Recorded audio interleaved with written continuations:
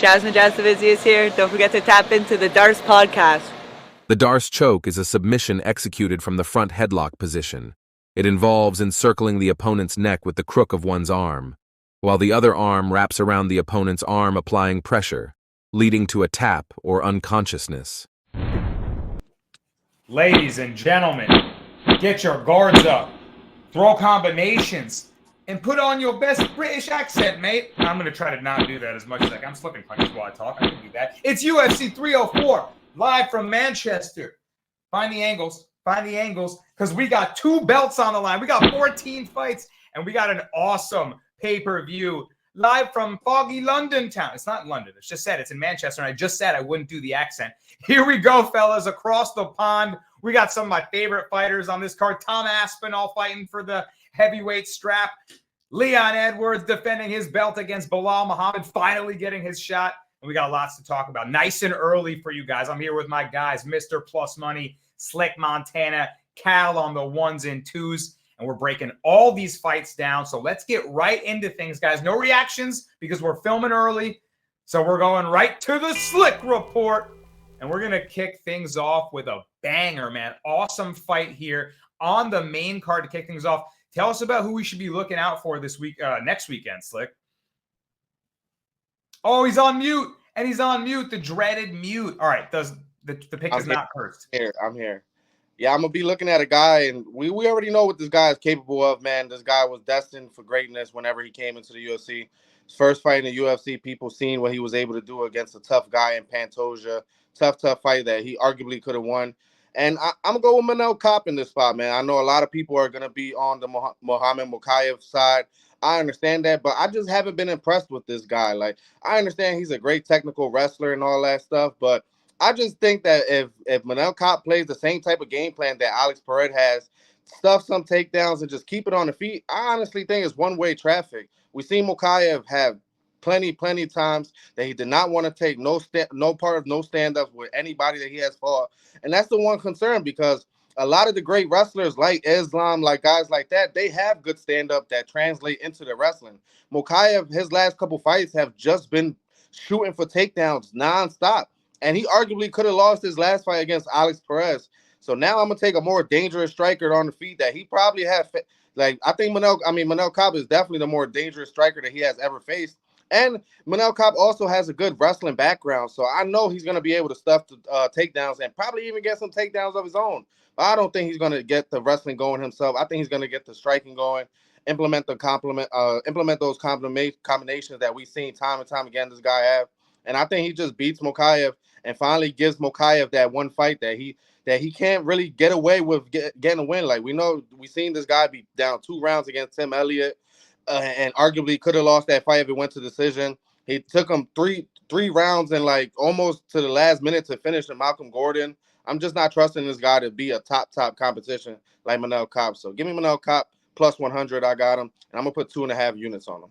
2.5 unit play on the dog. I like it, man. I'm big on Manel Kape this week as well. I love the breakdown, Mr. Plus, rolling the dice, blowing them lucky hands, ready to rock with Manel Kape too. I mean, I like the breakdown, man. What are you thinking of Manel Kape?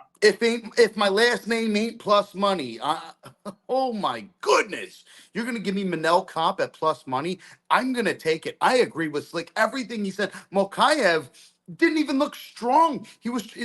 Forget taking all the takedowns. How about when he took the back? How about when he took the ankle? Oh, he's such a grappler. He couldn't even get the finish done. Bro, this guy ain't that good. He's just not that good. That O has got to go. A guy like Manel Kape is going to take it from him, and we're going to see levels to this game. And I'm telling you right now, people say Mokaev's the next champ. I don't think so. You're going to get stopped right here on point by Kape. And Kape is going to grow us a little money crop, if you ask me. Hey, there he goes with the bars. And doesn't it feel like Mokaev is ready to lose one? Like, I totally agree. I thought that Perez beat him in the last fight. Maybe I'm biased because I bet Perez live, but he was panic shooting takedowns at that point. Perez was stuffing all of them. He was outstriking him. And yeah, Mokaev's got some explosive striking ability maybe in the first round, but it's not all that technical. Like, it's just sort of athletic, right? Like, Kape is a sharp striker. He feints well. He sets up well. He's in and out of range really smoothly. Like, he's an assassin on the feet. And I feel like Mokaev could get himself into trouble if he's just panic grappling, like Slick alluded to. You know, I think it's a tough matchup for him. And even against guys with decent grappling defense like Charles Johnson, he's just hanging out on his back to decisions. Like, Kape is dangerous. So I really like it, man. The Slick report this week, Mr. Plus likes it. I mean, all aboard Manel Kape. So I'm into that, man. Good breakdown and good fight to kick this YouTube off with. Mr. Plus, it's time to hop aboard the Parlay Bus now. Grab your bus pass. We've got 3 fights to talk about. Hey, they happen to be British. It's a British bus. I'm going to stop. I don't know enough about British. Get on the upper deck, mate, on the British bus. Is mate British or is that Australian? I don't know. But I'll tell you what, we're going to crash this bus right into the cash counter. Again, this is going to be I'm telling you right now, because I'm winning. I'm winning this first one. I know we're recording early. 524 is going to cash. This one's going to cash. We're just going to drive this bus into another dimension of tickets. Let's go. First leg. Give me Mick Parkin. He's the better grappler. He's going to be able to take down Bukauskas Brzeski. I mean, this dude is a straight can. Let's be honest. If you can't beat the bad guys, who are you going to beat? Mick Parkin is demolishing the bad guys. Jamal Pogue's got his whoopee. How about that Kai not Paraglio, obviously he's in a different weight class. Kai Machado, is it, or something? Yeah, Kyle Machado. That's right, yeah. There we go, Kyle Machado. But that's a good guy that you beat. All the new guys, he's taking them out.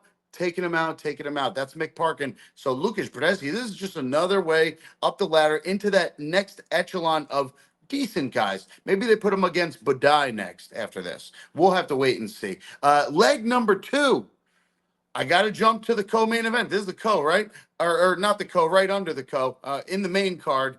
We're going Arnold Allen. He's fighting Giga Jakazi. And listen, I like Giga. I'm not even mad at him. These guys have great losses, great wins. It's really amazing to see them evolve.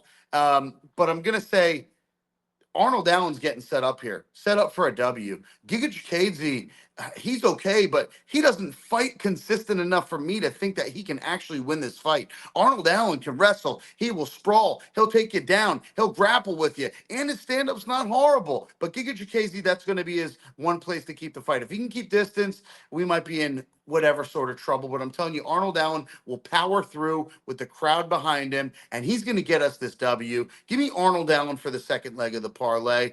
And in the third leg of the parlay, I'm taking none other than Brasco's favorite fighter, Tommy Aspinall, and still against Curtis Blaydes.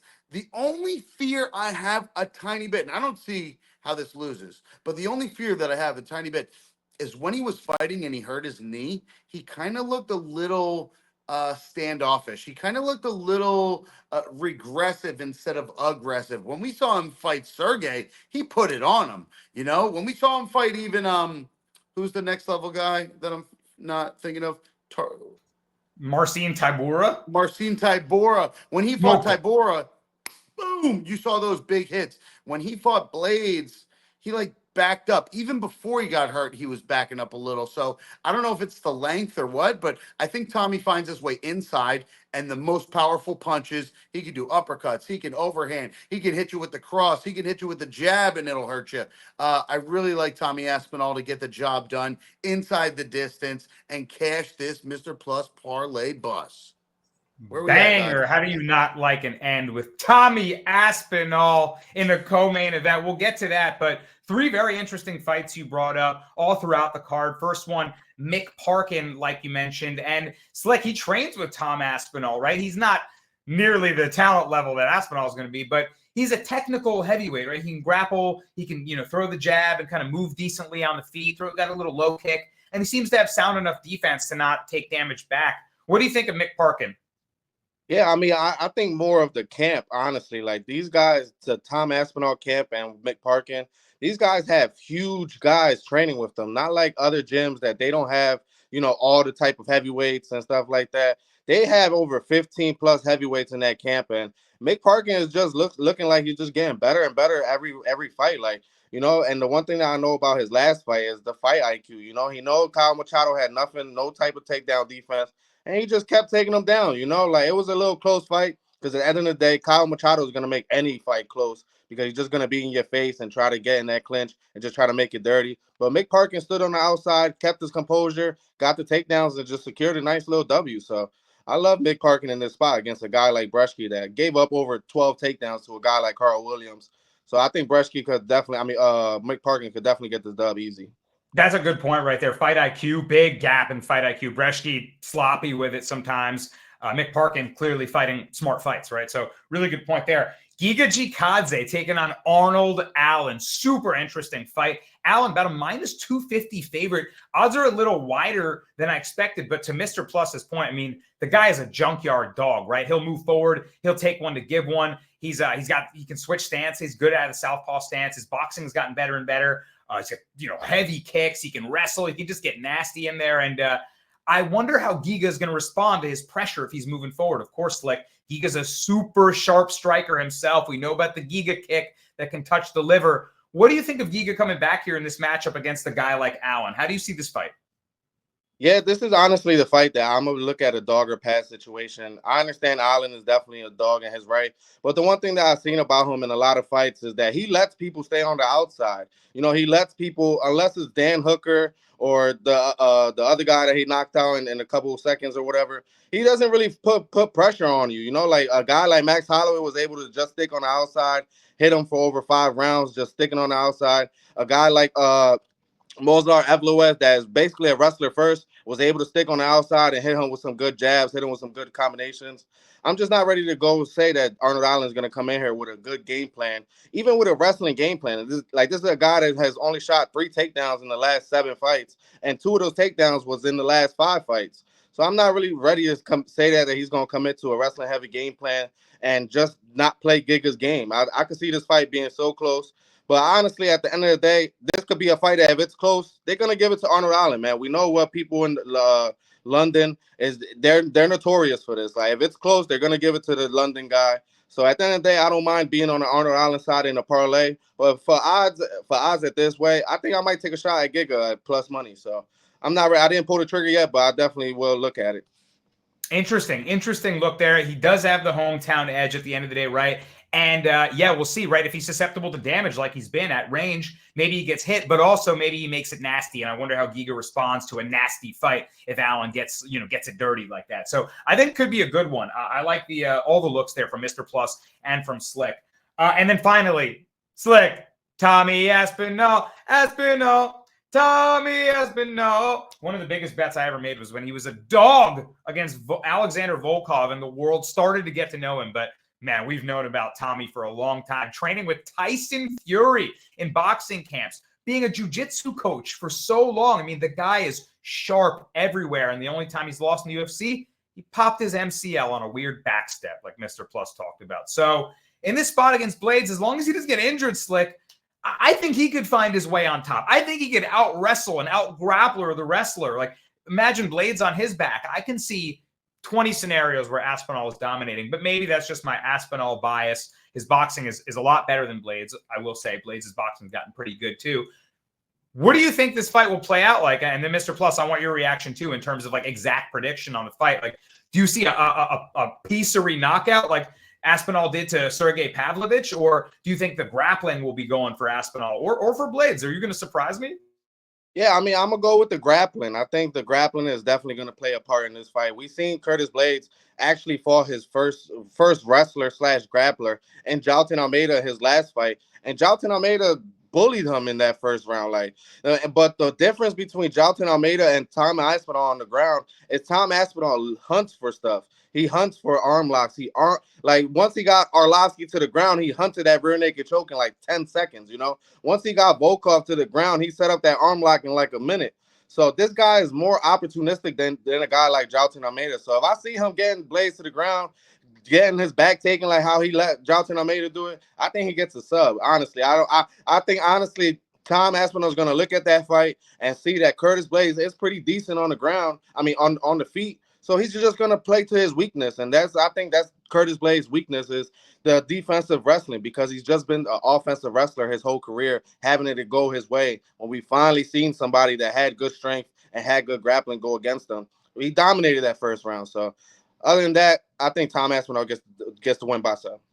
I really like that. I really like that look too. That's an awesome breakdown there. Mr. Plus, in your mind's eye, how do you see it? Because I feel like he went and knocked out Sergey, right? Oh, you're the big bad striker? Let me hit you with a 1-2 down the middle and put you away. And he's submitted, maybe he goes to submit the grappler here. What do you think about that look? I mean, I don't hate it at all. I'm definitely going to take Tommy by finish, double chance. I'm probably, obviously, we don't know what the money lines. Do you have the money line on right now? Yeah, he's minus 390, so massive favorite on the money line. Yeah. Wow. So it's either a parlay piece or we go with some sort of method here, or we could go round, boys. We could go rounds 1 and 2 by anyway.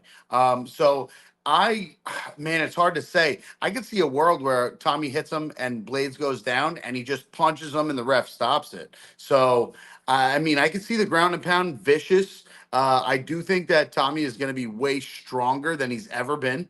And my only fear, again, is the length. So while Curtis has to give him something to take something, I think he's going to give him the wrong thing and get, boom, hit, fall down. Tommy, boom, boom, boom, boom, boom. Ref calls it off. That's my theory on the fight. If he goes to the ground or grapples with him and gets his back, and we all know how good of a wrestler that Blaydes actually is, I'm kind of anxious to see where that goes, but Tom, like you said, it's like he hunts for the submissions. As a big man, he's the quickest big man in the division. It's not even close. So he just beat Sergey, who was the quickest stand-up, I thought, in that division, and here he is. So I'm anxious to see it, and I want to see this move forward and past it so that we can get to Tom versus John Jones eventually and see who's the real best heavyweight. That's the fight to make. I don't think it'll ever happen because Jones is scared. Jones doesn't want to raise. Why would you risk that? I mean, Jones, all he has is to lose his GOAT status, right? So he would lose that fight in my view. And I like the breakdown here. I think in terms of the grapple, like he's a jiu-jitsu ace. And even in my mind's eye, if Blaydes is having a lot of success in taking Aspinall down, I'm not going to worry. Like if Aspinall's on his back, I'm not going to be terrified that oh man, like we're in a horrible spot. Like he's going to be able to handle himself wherever this fight goes. I'm very confident Tom Aspinall. I like the submission look there, and I like the double chance look as well because I don't think this fight goes the distance. All right, guys, that's the parlay bus, by the way, plus 155. Parkin, Allen, Aspinall from Mr. Plus. Let's see him cash another. Hopefully cashing a plus 520 on this week's yet to be watched card. Virna Jandiroba versus Amanda Lemos, but TBD on that. Knock, knock. All right, y'all. It's time for your Brasco breakdown. And this is a fight we must talk about. It's a UFC Manchester card. It's a Paddy Pimblett event, of course. But he's taking on King Bobby Green, who I believe has changed his name to just King Green. But the man who used to be known as Bobby is just royalty now. And I'm back in royalty. Give me King Green to lay hands on Paddy Pimblett. They say Scousers don't get knocked out. They very well might in this one. I mean, the chin has been tested at Paddy before. Of course, he's got the toughness. He's got the badass attitude.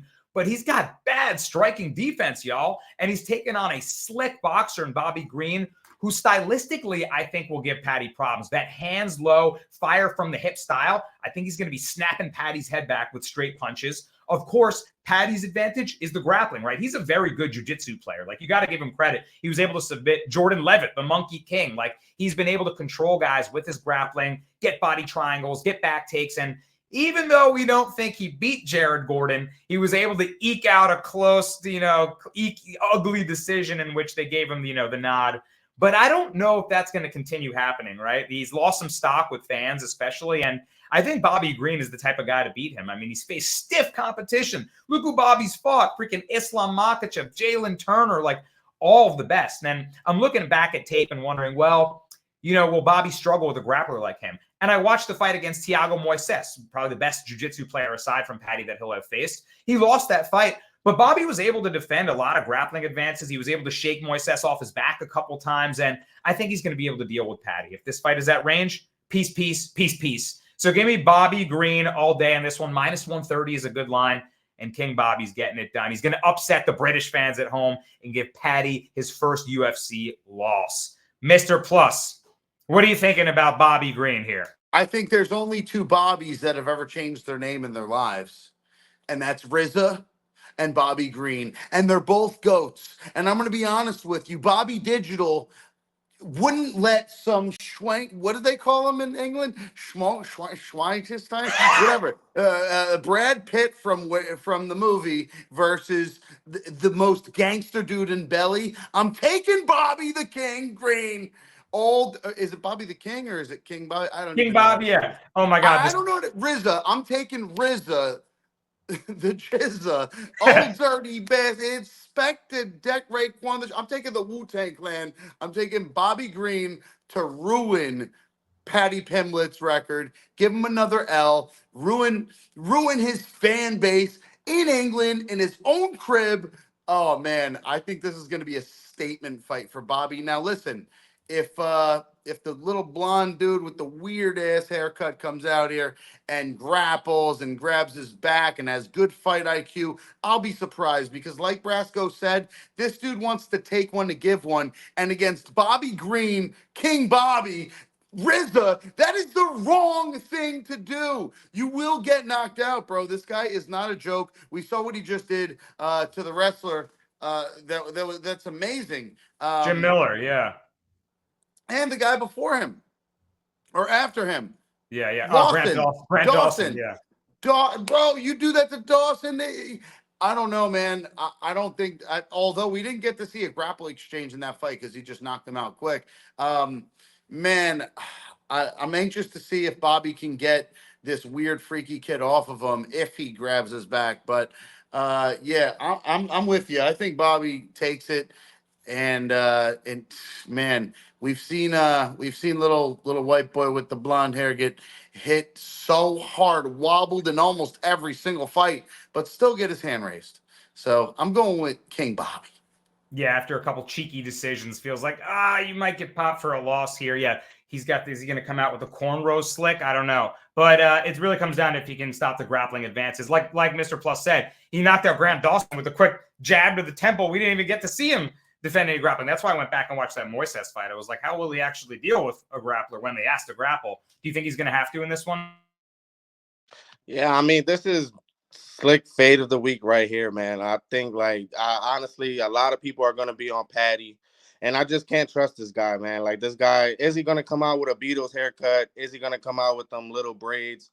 Who knows? Like, but on a serious note, I just think Bobby Green is just going to put out a lot more volume than Patty. And I don't think that he's going to knock out Patty, but I think that he's just going to keep touching his chin and that Patty just going to get frustrated. The one thing that I dislike about Patty too is that he leaves his chin up after every exchange, and he's been eating a lot of shots. But there's been times that people just haven't been rushing the opportunity. Like Vendramini hurt him bad, and then he just tried to rush the opportunity. Jared Gordon teed him up something crazy, and then he just didn't jump. He jumped on the opportunity, tried to rush it. Bobby Green is not like that. Bobby Green, if he hurts you, he's gonna wait. He's gonna let you get up. If he knocks you down, he's gonna just wait for the opportunity and just keep piecing you apart. So I think the guys like Jordan Levitt, even when he fought Jordan Levitt was the one that shot a takedown, and Patty initiated a reverse and that's how he got the back. Patty in a lot of these fights don't initiate takedowns. It's just a reverse scramble, and Patty is one of the best scramblers in the division. So he's been able to take opportunities, and I'm just not really too high on him to just keep eating damage against a guy like Bobby Green that more than likely is going to be there for all 3 rounds. So, and honestly, I'm just not too high on Patty the way he wasn't able to finish Tony Ferguson. Like, that man gassed in the second round, and Tony Ferguson, just because it was Tony Ferguson, wasn't able to capitalize. Like, Patty was shooting takedowns blindly. It was getting bad. So if he does that against Bobby Green, it could get bad. He could start hunting for heel hooks that he don't got, and Bobby Green just keeps getting out of it and just keep piecing them apart. So I like Bobby Green, man. I really love the fact that the odds have been going down, man. I was skeptical about betting Bobby Green at minus 170, minus 180 around there. At minus 128, minus 130, I'm definitely going to bet him.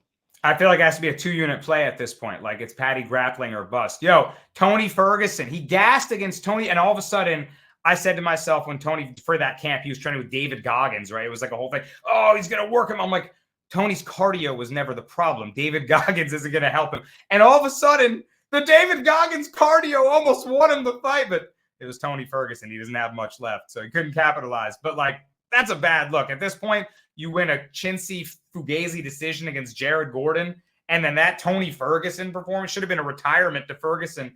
No way I'm backing Bobby Green. Minus 130. It's a gift. It's a gift. Great takes from all you guys. And now, guys, it's time to move on to the dogs of the week. Let them out the cage. Mr. Plus, we have an absolute banger to discuss. I know we do. And not everybody is on my side on this one. A lot of the sharps are on the other side of this one. I'm taking the RoboCop. RoboCop, give me bags. This, bro, RoboCop, I can't bet against him. There's absolutely no way. And I'm not going to lie. He's bigger than CLD. He's taller than CLD. His reach, look, monkey arms, a little bit further.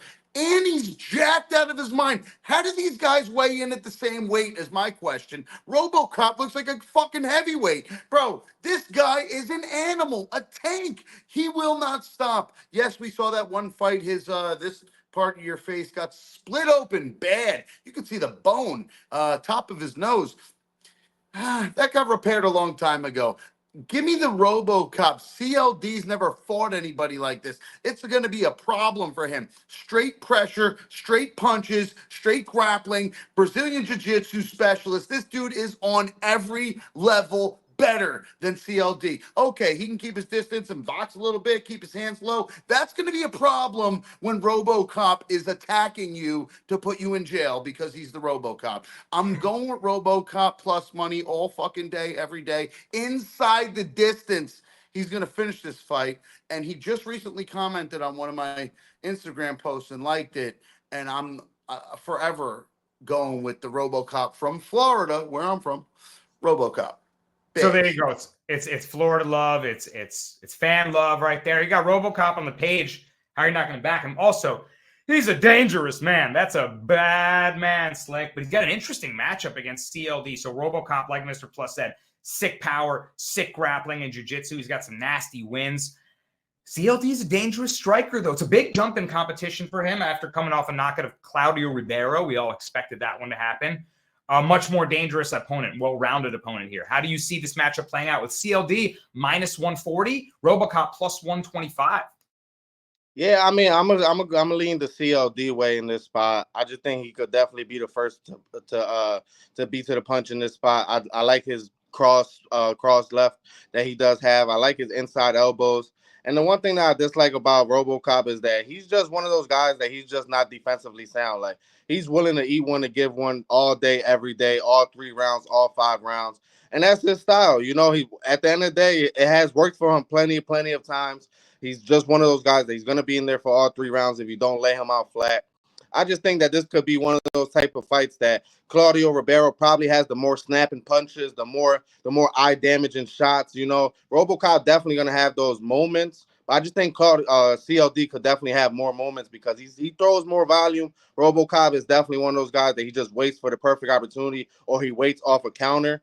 So, and then honestly, if you tell me that RoboCop is going to come in here and shoot takedowns, I'll probably make RoboCop a max play because I've been saying that for RoboCop's past 7 fights. Like, this guy just does not shoot takedowns at all. And it's just sad because it's like, bro, you're like a crystal bell in jiu-jitsu and you just don't use it at all. Like, I remember the one fight where he took the guy's back standing. Like, I never seen a guy like his height, his stature with that, like his stature and stuff like that, being able to grab somebody's back like that. So I'm leaning towards CLD just because I think he'll be able to get more technical strikes going off and just be more defensively sound. But RoboCop is definitely one of those guys that you can't be mad at if you bet on him because he's going to fight for your money at the end of the day. So I'm going to lean CLD, but I don't mind taking a shot on RoboCop.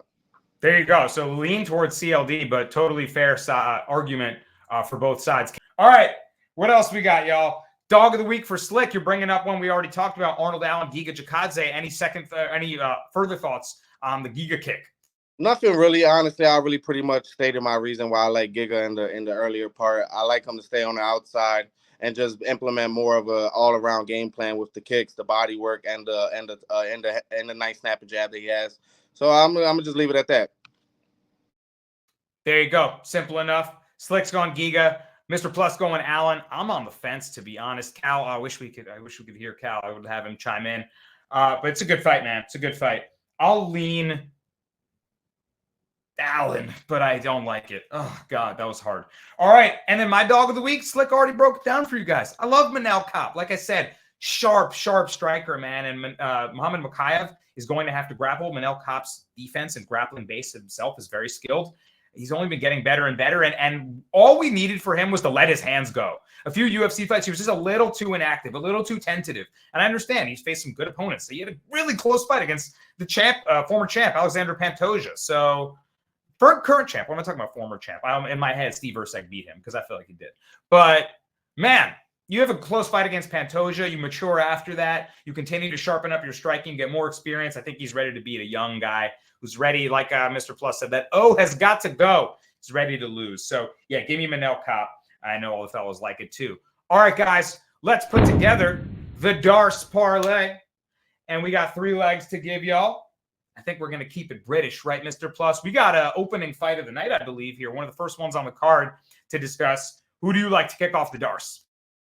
To kick off the Darce, I'm going with Nathaniel Wood versus Daniel Pineda. And I just think there's levels to this. I think that he's just going to be too much pressure, too much up front, too much hands, too much everything, bro. Pineda he's fought in so many fights, 29-15. Man, when is it time to retire, my dude? I think it's time to put those gloves up.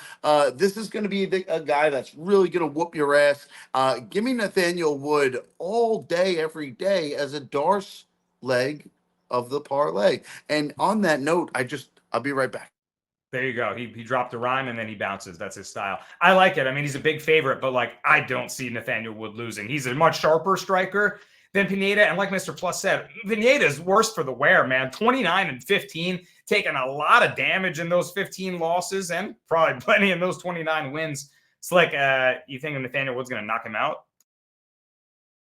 Yeah, I think he does, man. Nathaniel Wood, he's gonna have some fire in his eyes coming off that cheating win from I forgot Neymar. I think Neymar fought him. Cheating ass win.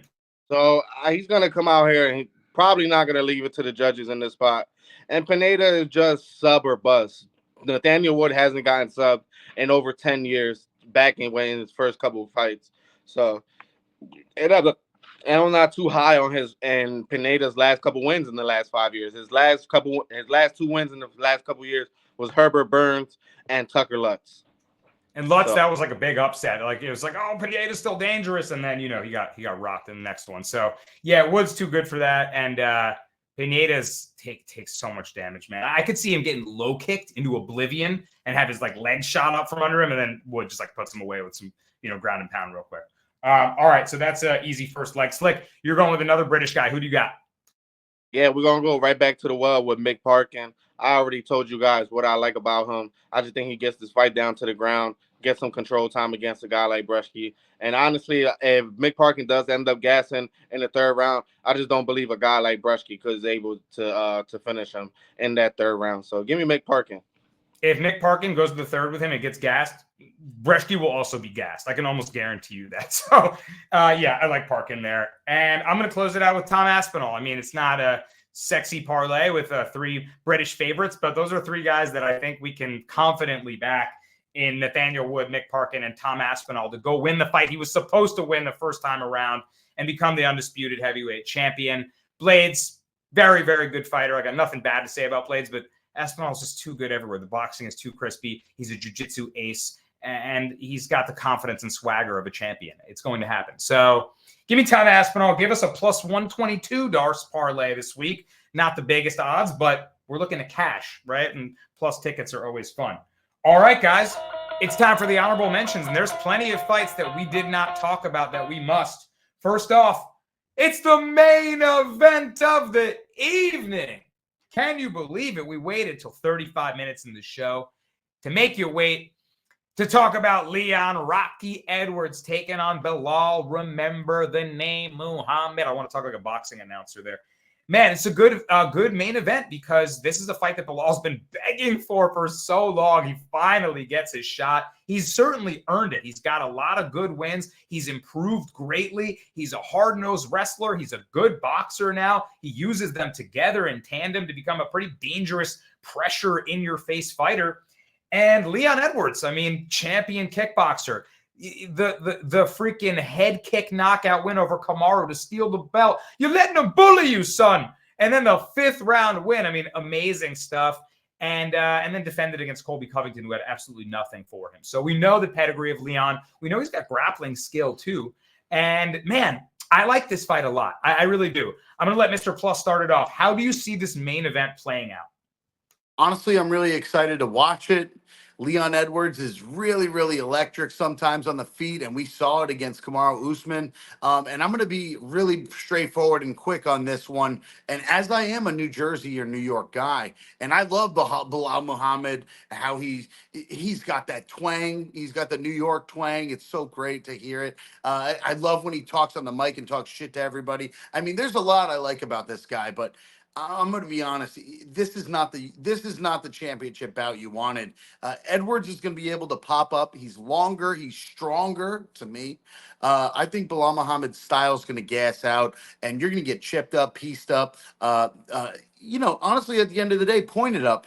I don't know if this ends in the 4th or 5th round, and maybe Belal drains, because we were talking before the fight, Danny, and you were reminding me how great his cardio is, and hey, I'm not against it. I just think that point wise, it's going to be Leon, and if you're going to take the belt, you got to get a finish. It's got to be convincing. It's got to be.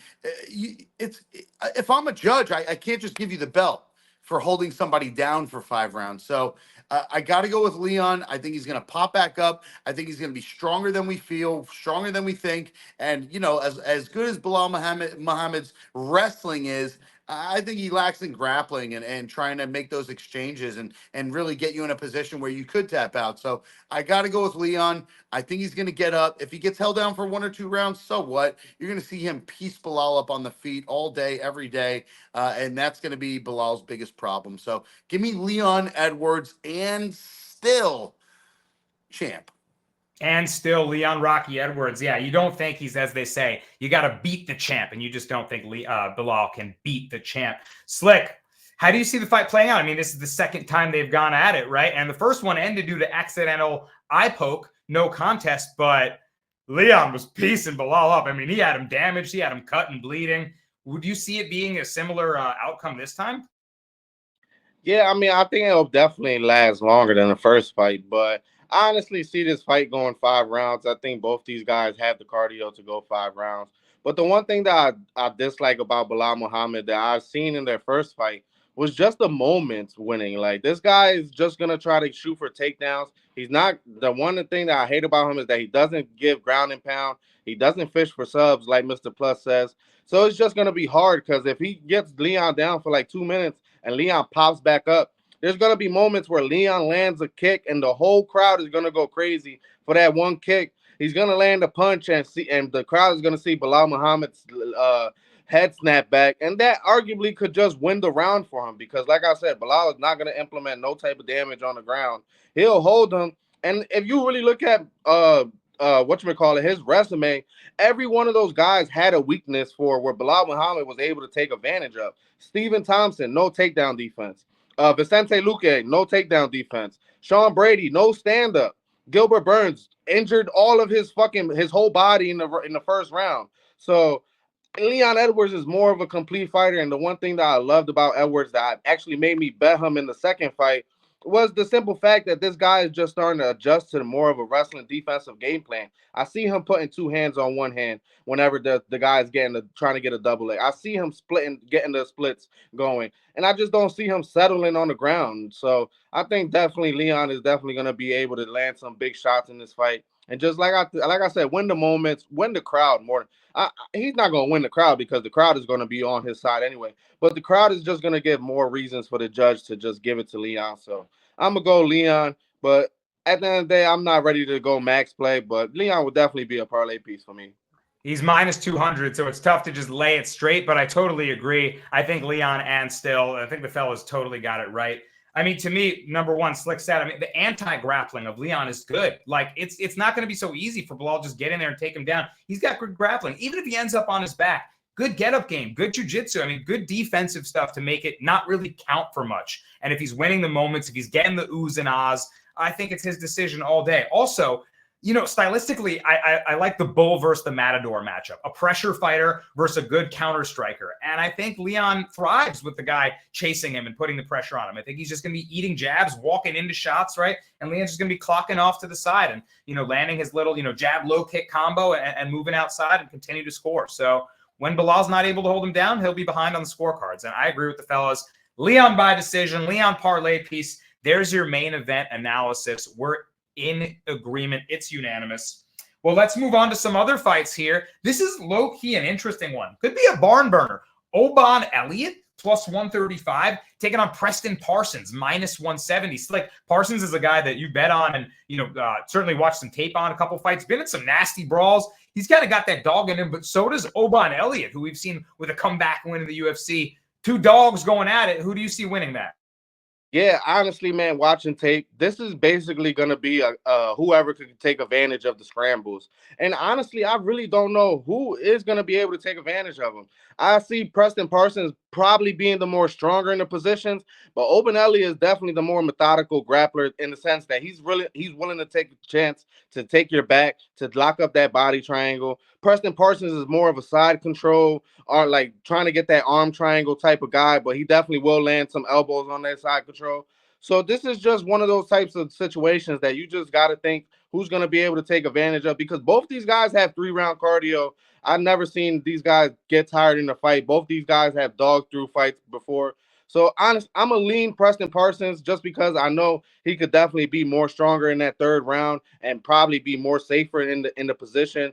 Hold the guy for 2 or 3 minutes if he has to. But there's going to be opportunities for Oban Elliott to get that back, get that reversal or something. So I'm a lean Preston Parsons, but I'll probably lean betting him by decision though. Interesting. It could totally be a scramble fest. Who wins the 50-50 grappling exchanges? I also lean Parsons, but I don't really want to bet it. Mr. Plus, can you give us any reason to back one of the sides?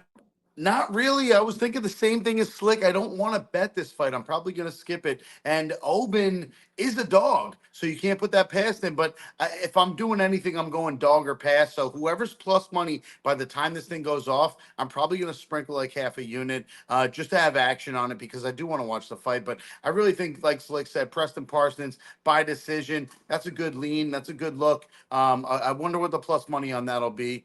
Maybe you could find that with an Oban style decision as well, and make some money and bet both sides and hope it goes the distance. But I'm probably going to end up laying off and just seeing where the plus money lies at the end of this. That's an interesting strategy, though, because two grapplers going at it, two tough guys, good cardio, hard nose, like no quit in them. Could definitely go the distance. You sprinkle both sides decision, you're making money whoever wins it as long as it goes the whole way. So I like that look for sure.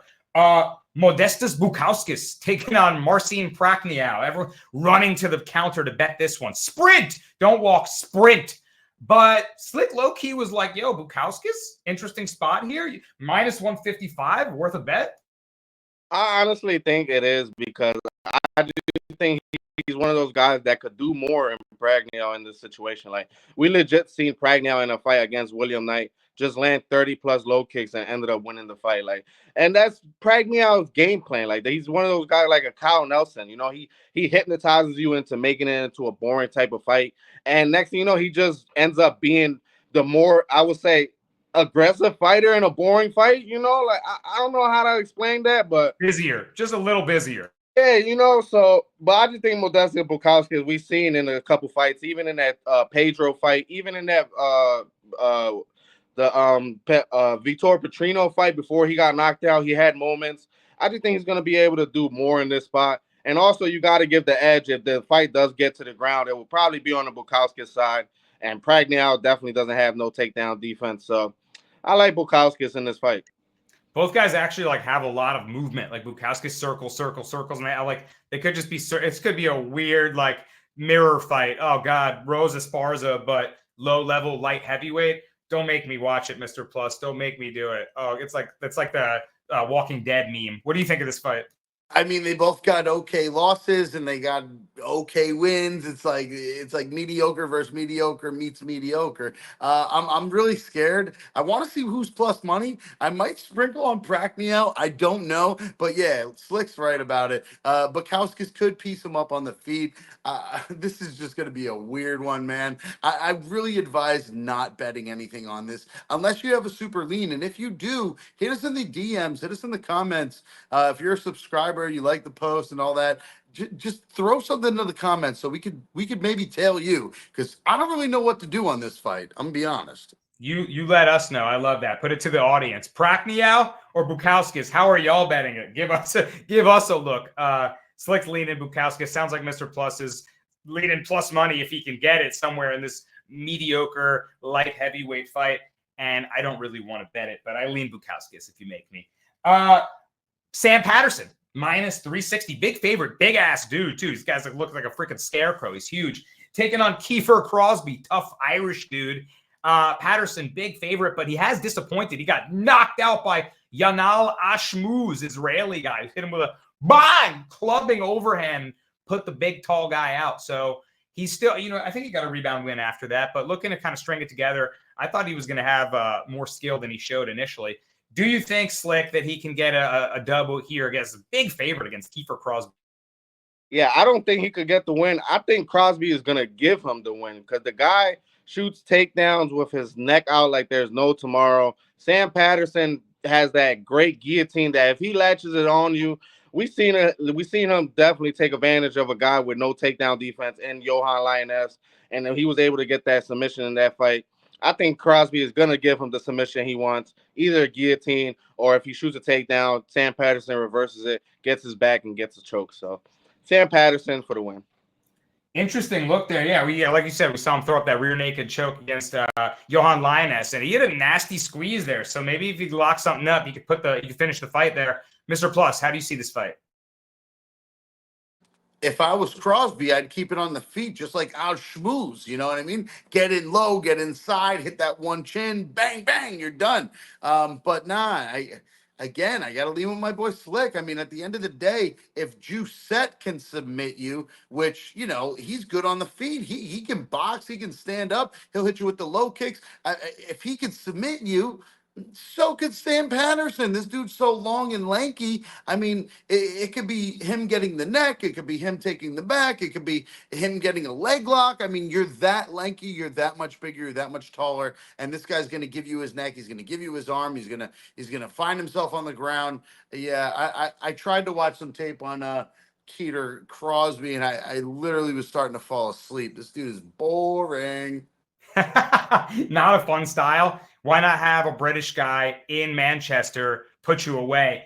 By the way, Sam Patterson, 11-2, 10 stoppage wins, 6 of them by sub, 4 of them by knockout. So he's getting it done by sub more often than with the hands. He's got a guillotine, he's got rear nakeds, and 3 of his last 5 fights, he's finished by submission. So I like the look there. Cal was going to give us that too, the Sam Patterson by submission look, but audio not working. Got to give him his props there too, because obviously it's a good look that we're all liking now. And then I saved this for the very last fight of the night, but we got to talk about Molly Meatball McCann. We're in London, or we're not. I keep saying that we're in England. That's what I mean to say. And it's Molly McCann, and she's taking on, who is she taking on? Even freaking, what did I even write down? Bruna Brasil. I couldn't even read my own Dr. Chicken Scratch handwriting. Bruna Brasil. Molly McCann is minus 300. Brazil's plus 240. Brazil, long, rangy kickboxer, tries to fight that kind of technical style. McCann, gritty boxer, wants to get inside, bomb hooks. Maybe she gets her wrestling going even. She's been training that for sure. Mr. Plus, would you back Molly Meatball as a minus 300 favorite?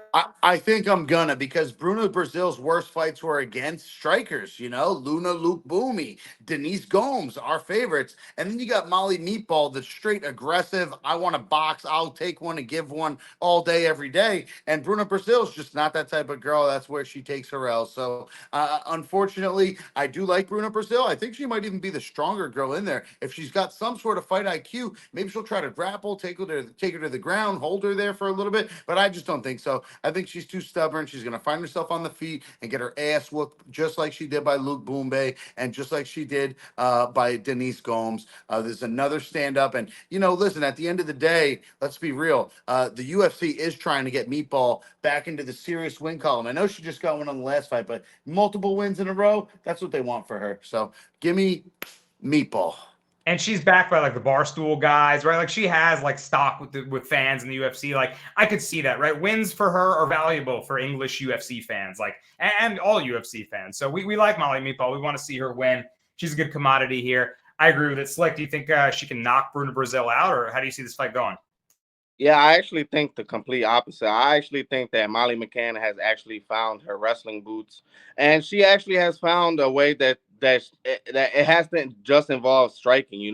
Like before she had that knockdown against Carolina, she was okay grappler and wrestler. She had implemented wrestling, but she had fell in love with that knockout, and that she just been. And honestly, I just thought that she was just too small for that division.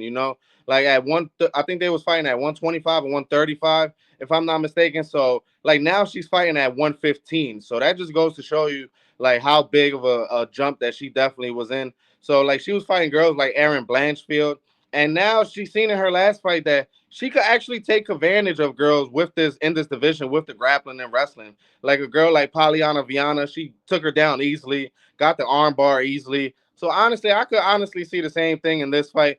Honestly think that's only Bruna Brasil's hope for a win is for Molly Meatball to keep this fight on the feet, because that's her only hope to victory. She can only try to find some type of knockout. But I think Molly McCann gets the wrestling going, gets this fight down to the ground, and just either wears on Bruna Brasil or just tries to get an opportunistic sub, like an arm bar or something like her last fight. So give me Molly McCann. I think she dominates.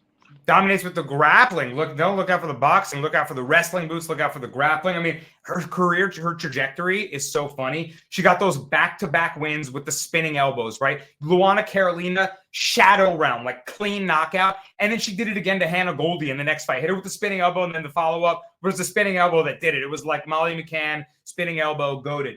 But then she lost her next two fights. Erin Blanchfield Kimura'd her. No shame in that. And then Julia Stoliarenko armbarred her in like the worst defensive grappling display you'll ever see from anyone in Molly McCann. What does she do in her next two fights, Slick? She goes and armbars her next two opponents. She's like, I'm the grappler. I'm the armbar snatcher. So maybe some more submissions on deck for Molly McCann. That's hilarious. By the way, Bruna Brasil's one fight in the UFC, one win in the UFC is against Shauna Bannon. And that's a fight that I haven't brought up yet. It's the last one actually that we have to cover, guys. It's Shauna Bannon taking on, who is she even taking on? Where is this fight? Is it even been added? Shauna, who's her opponent? Can you guys find? Yeah, let me jump in. Her opponent is Alice, the TikToker, Ardelean. What I'm saying is this girl is a straight up content creator. She's got 3 million on TikTok, 500,000 on Instagram, and What? she's already this sensation. She is getting this ticket to the UFC because of her following. And it's unfortunate that she has to fight Bannon in this fight because I know we talked about it, and I think Bannon looked a little bit crispier than we said. Maybe she was hitting air, but those punches looked good, man. Land those on a person, and you might have some success. I just think that this girl that's coming from TikTok and social media to come up and fight is going to have a problem, just like most of them actually do, other than Jake Paul fighting 60-year-olds in boxing. Give me Bannon. Guys, I don't know if I'm a parlayer, but I might bet her straight if the line's thin enough. Bannon should get this done by decision. Shauna Bannon, dude, the product of SBG out of Ireland. Conor McGregor was backing her in the last one. And then she kind of went out there and like sparred. You know what I mean? She sparred more than fought and lost the decision. She has that. What is her following from? She's 9-5. She's fighting out of Birmingham, England. What is she, Romanian? Is that the Romanian flag? Slick, what is good with Alice Ardelean? Can you tell me anything about her? Man, honestly, I just think she's trash. Like, I think the UFC just bought, like, they probably forgot, like, oh my God, Bannon knows Conor McGregor.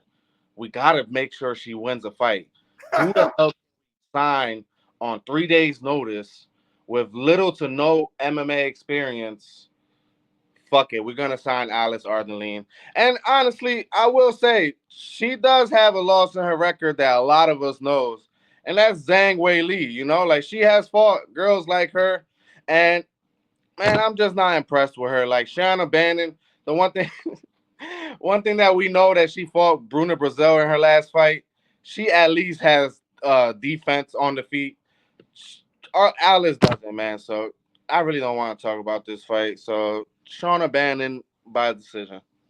I don't want to be rude. I mean, that's only she's got a lot more content than just than just what I showed you. But you know, it's cheeks related content. You know, like that's how you get the follow. I'm like, well, I've never heard of this girl. He's just 3 million followers on TikTok. I'm like, the cheeks, man. Got all the guys follow you with the cheeks. So okay, we'll see how she fights. We'll see how she fights. Shauna Bannon versus Cheeks. Good luck to them.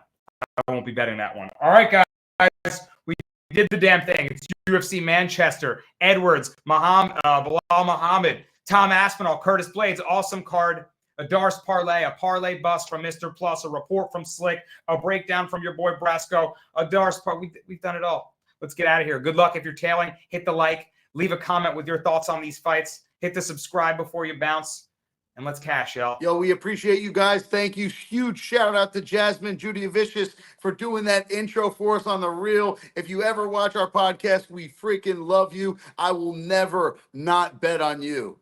Yeah, JJ to the cash counter for the rest of my life. 100%. Salute and good luck, y'all. Peace.